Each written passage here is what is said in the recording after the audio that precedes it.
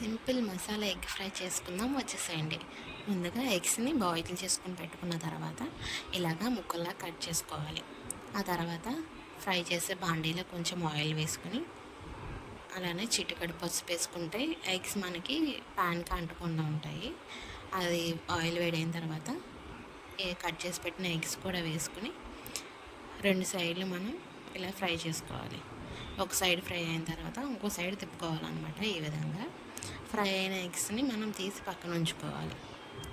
మనం పక్కన పెట్టుకున్న తర్వాత అదే బండిలో కొంచెం ఆయిల్ యాడ్ చేసుకుని సన్నగా తరుక్కున్న పచ్చిమిర్చి, కరివేపాకు, అలానే సన్నగా తరుక్కున్న ఉల్లిపాయ ముక్కలు కూడా వేసుకుని మనం ఫ్రై చేసుకోవాలి. సాల్ట్ వేసుకుంటే ఉల్లిపాయ ముక్కలు చాలా త్వరగా మగ్గి ఫ్రై అవుతాయండి.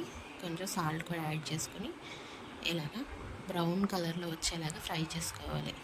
ఇలా బ్రౌన్ కలర్ లాగా ఫ్రై చేసుకుంటేనే బాగుంటుందండి. దానిలో కొంచెం అల్లం వెల్లుల్లి పేస్ట్ కూడా యాడ్ చేసుకుని అది ఫ్రై అయిన తర్వాత సరిపడా కారం, చిటికెడు పసుపు, అలానే సరిపడా ధనియాల పొడి కూడా వేసుకుని మనం కొంచెం ఫ్రై అయిన తర్వాత మనం ముందుగా ఫ్రై చేసుకున్న ఎగ్స్ని కూడా వేసుకుని టాస్ చేసుకోవాలి ఒక 2 మినిట్స్. తర్వాత కొత్తిమీర కూడా ఉంటే పైన కొంచెం చల్లుకొని వేసుకుంటే అంతే, మన మసాలా ఎగ్ ఫ్రై రెడీ. ఇలాంటి కంటెంట్ కోసం please subscribe my channel. Thank you for watching.